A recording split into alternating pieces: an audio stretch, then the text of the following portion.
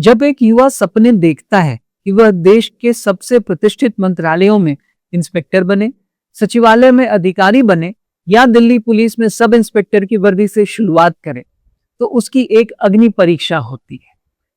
वो अग्नि परीक्षा है स्टाफ सिलेक्शन कमीशन की परीक्षाएं। अक्सर ये माना जाता है कि नौकरी के बाद सिविल दुनिया में कदम रखना शून्य से शुरुआत करने जैसा है। लेकिन क्या ये सच है? जब आपके पास 4 साल का मिलिट्री डिसिप्लिन, एक वैधानिक ग्रेजुएशन डिग्री और पीछे लाखों का वित्तीय बैकअप है, तो एसएससी के रास्ते कितने बदल जाते हैं। आज हम सिर्फ उन पदों की बात करेंगे जो 12वीं पास यानी हायर सेकेंडरी या ग्रेजुएशन अथवा स्नातक की योग्यता मांगते हैं, जैसे एसएससी सीजीएल, सीपीओ, सीएचएसएल और स्टेनोग्राफर जैसे वो शिखर पद जो आपके जीवन की दिशा बदल सकते हैं। आइए समझते हैं इन बड़ी परीक्षाओं का पूरा गणित क्या है और पूर्व अग्निवीरों के लिए इसमें खास क्या छुपा है।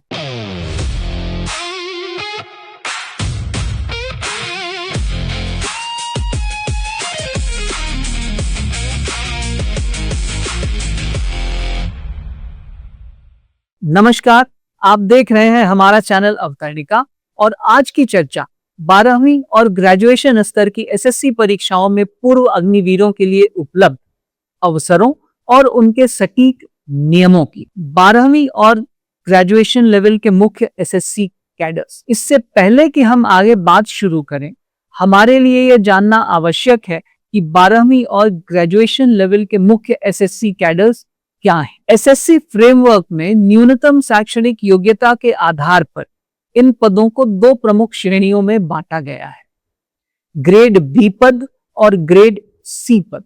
यानी ग्रेड बी पद वो जिनके लिए न्यूनतम योग्यता ग्रेजुएशन अथवा स्नातक है। अब ग्रेड बी पद एसएससी सीजीएल यानी कि कंबाइंड ग्रेजुएट लेवल एग्जाम, इसमें income tax inspector, central excise inspector, preventive officer और केंद्रीय सचिवालय में असिस्टेंट सेक्शन ऑफिसर जैसे अति प्रतिष्ठित पद आते हैं। दूसरा एसएससी सीपीओ यानी कि सेंट्रल पुलिस ऑर्गेनाइजेशन, जिसमें दिल्ली पुलिस और अर्धसैनिक बलों में सीधे सब इंस्पेक्टर के पदों पर नियुक्ति। ग्रेड सी पद यानी एसएससी सीएचएसएल यानी combined higher secondary level exam, ये क्लरिकल और डेटा एंट्री ऑपरेटर जैसे lower divisional clerks, junior secretariat assistants जैसे पदों पर भर्ती होती है। एसएससी स्टेनोग्राफर प्रशासनिक और मंत्रालयी कैडरों के लिए स्टेनोग्राफर के पद। अब आपके मन में यह प्रश्न उठेगा कि अग्निवीर भर्ती तो 8वीं और 10वीं के बाद होती है और ज्यादातर और कुछ केसेस में 12वीं के बाद होती है, तो मैं ग्रेजुएशन और 12वीं पास की न्यूनतम योग्यता वाली भर्ती की बात क्यों कर रहा हूं। इसके बारे में विस्तार से चर्चा हम किसी अन्य वीडियो में करेंगे।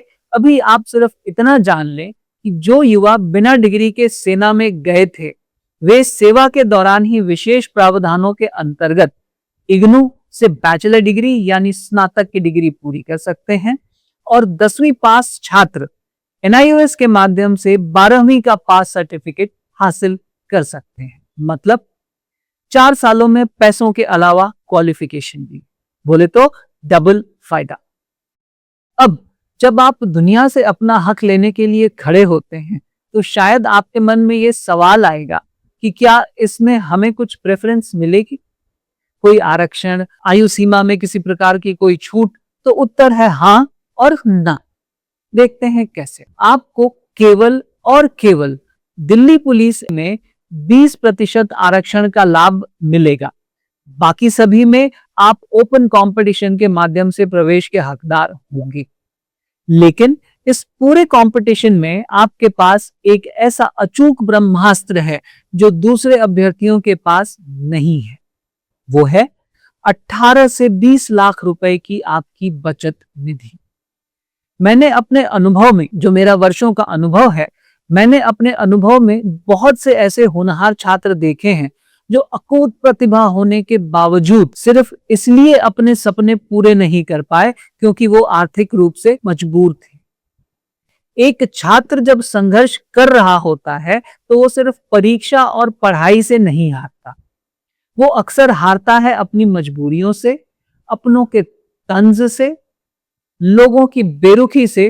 वो हारता है अपने ऊपर उठने वाले हर उस सवाल से, अपने पिता की हर उस उम्मीद से उठने वाली नजर से जो बिना कुछ कहे ये सवाल पूछती है कि बेटे तू कब मेरा हाथ बटाएगा। मैंने देखा है लोगों को टूटते हुए और समझौता करते हुए, एक ऐसी अभिशप्त जिंदगी का चुनाव करने के लिए मजबूर होते हुए जो उनकी प्रतिभा से कहीं नीचे थी। आपकी बचत निधि आपको एक संबल देती है कि आप हर उस चीज से अपना बचाव कर सकें जो एक प्रतिभाशाली मध्यम वर्गीय या निम्न मध्यम वर्गीय छात्र को धराशायी कर देती है। अंततः यदि आपके अंदर एक भूख है, आगे बढ़ने की एक अदम्य इच्छा है और आप उस स्थिति में नहीं रहना चाहते जिसमें आपने जन्म लिया है, तो अग्निवीर परियोजना आपके सपनों को डॉक्टर कलाम के जीवन की तरह अग्निपंख दे सकती है। आज के लिए सिर्फ इतना ही। अगर आप चाहते हैं कि एसएससी की तैयारी के फाइनल रोड मैप पर चर्चा की जाए तो कृपया कमेंट में हमें अवश्य लिखें, हम उस पर जरूर बात करेंगे। आशा है आप जीवन में प्रगति करेंगे और देश को आगे ले जाएंगे। धन्यवाद। जय हिंद, जय भारत।